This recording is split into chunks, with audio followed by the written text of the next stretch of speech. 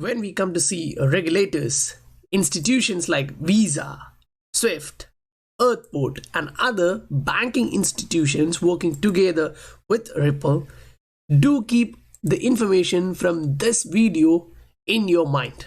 What does that mean for financial institutions? Well, it means that banks remain the custodians, but they can also correspond with each other directly, and they can use this real-time settlement system without putting up capital on both sides and with getting maximum competition for that exchange of value. It's a fundamental structural change in correspondent banking. The networks, whether that be SWIFT or Visa or Earthport, they can also use those same benefits for their customers. And then for regulators, we actually think this is also a big step forward because you get so much more transparency. It's so much easier to track sort of degrees of separation tools in real time. We think it actually shortens the time it takes to catch the bag. So chances are there for getting SWIFT into this, meaning huge incoming financial institutions, because SWIFT has around 11,000 financial institutions. Now we are entering the next phase of financial operation where there will be huge movements. The perspective of digital gold looks so promising. Why? In previous videos we talked about Trump and Judy Shelton, who both pointed towards a concept of gold standard in a modern way. So let's see how this evolves with the information which are flooding towards us from various other aspects. If you are receiving value out of the content, do hit the like button, subscribe button, and the bell notification icon to get updated about the future videos. Welcome to the Scientific Investor channel, where we discuss crypto and science behind investing regularly. When we see this title, I'm so happy that I chose this asset 3 years ago and started researching about it and accumulating it from that time. Now that we saw the digital gold standard viewpoint, here is another one which is similar or at least in parallel with the gold standard, because here it is talking about becoming a global reserve currency. Now in this reserve currency aspect, previously we talked gold is also there. Like gold was held as a reserve by central banks previously when we were in the gold standard. They do have gold now too, but the use case is kind of different. So that actually makes sense. If the digital gold is being played out, then we might become the global reserve bank. So don't be confused. If Ripple is to hold on to the rest of the 50 billion in escrow, then yes, it will be the case. But if they are delegating that to 40, 50 or 100 central banks around the world, then it will be a different case. As we just heard from Chris, if that's playing out, then that means mostly the banks will have it. Now, looking at the quadrillion-dollar derivative market, you should understand this, that it's not all the entire value chain, and it's still above a $250 for just derivative markets. And that's even huge, right?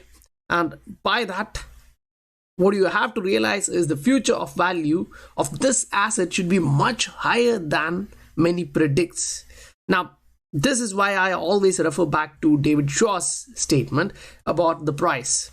Like, it's up to you and your imagination based on the market it can achieve. So if we are just considering this one, that's a $250 market. Now, that should actually take the price higher. Now, when moving to the next one, this is actually highlighted by the XRP researcher, a new level of adoption. Now, this is from Signum Bank. They are allowing their customers to invest and to get diversified, as many still believe in diversification and the concept of uncorrelated asset that will actually bring in some, or at least more, buy orders for our favorite asset. Now, this is another achievement or a milestone in the adoption marathon from the Arab Bank Switzerland. Digital asset services are going mainstream now. Guys, we are so early in this, and the whys are always early, but the problem is, if we are early, we should be patient enough. If we are not patient enough, it doesn't matter we came early, because we'll actually miss the chance to take our profits. As we are in this together, I have always communicated with the scientific investor family that always stay informed, because this is the time of the month when there will be FUD related to the escrow releases. So always refer back to the official reports from Ripple. Thus you'll understand the truth. 2020 looks bad in several ways, but for us in the XRP community, it is looking good.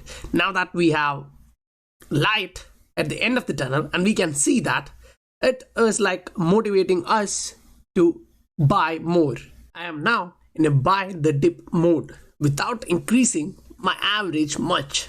Now, this type of investments are actually coming out, and that is the future, because they are building the apps and infrastructure based on use case, real life use case. I wonder how they will all communicate with respect to exchange of value, because they have to communicate and move value as they are providing the use cases. When they're delivering the use cases, they do have the payments.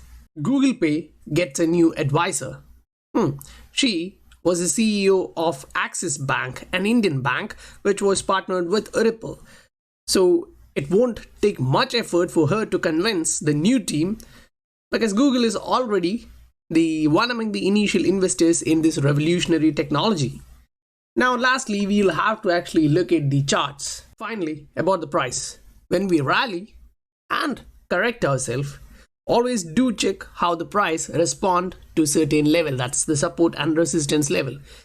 If you don't understand, it will make your journey a bit weird. But if you do understand how the price is actually responding, as you can see here, it will make your journey so easy.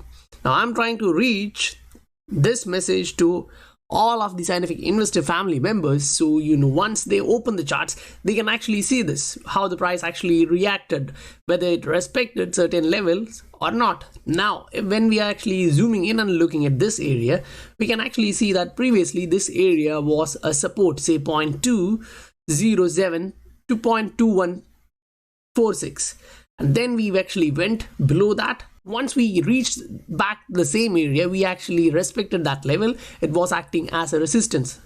Now, currently we just broke above that. We got some bullish shaped candles, and now we are actually retesting that area. Now this is a 12-hour time frame chart, and if we actually move from a 12-hour time frame chart to a 4-hour time frame chart, you can actually see that we had a bit of bullish flag here.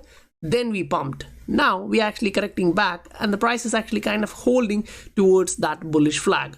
And it happens that that bullish flag is also in line with the support resistance area. So for me, what I'm looking at is, even if the price is actually dipping towards 0.2, it should actually bounce, if this is the rally which we were actually waiting for. Because when we look at the long-term events of the price fluctuation, you can actually see this, like we had a trend line resistance, a short-term trend line resistance from say last 5-6 months, running like this. But by the time we broke this, we kind of got a confirmation that we are kind of moving towards a consolidation phase. Considering the longer time frame chart, we actually had our resistance lying that area, and we actually managed to break above that. And once we broke that, as we told in the yesterday's video, we actually moved around 20%. Now we are correcting around 50% from that 20%. So we're coming 10% down. That's not much of a deal when we actually look at the actual bull run which happened in 2017, because most of the time we actually corrected back 30, 40, 50, 60%. You should be ready to see all of these. And when we are talking about $100 XRP, $200 XRP, if you want to reach all of those areas, do keep in mind you really have to go through 0.5, $1, $2, $3 marks, because when the price is actually going to blast off, it'll actually tempt you to take your profits. Now by taking profits, no one have gone bankrupt. Keep in mind that will actually stop you from reaching your end goal. So understanding the support and resistance area, not in a small time frame chart, but go to a 3-day chart, a weekly chart, or a monthly chart, and plot these levels. Once you have this, you'll actually understand, but that will only help you until we reach the area of 3.8 previous high. Once we breach that level, it's no man's land. We don't know what's coming. You should be prepared to follow the price, not on an hourly basis, at least on a daily basis or on alternate days. If you are receiving value out of the content, do hit the like button, subscribe button and the bell notification icon to get updated about the future videos.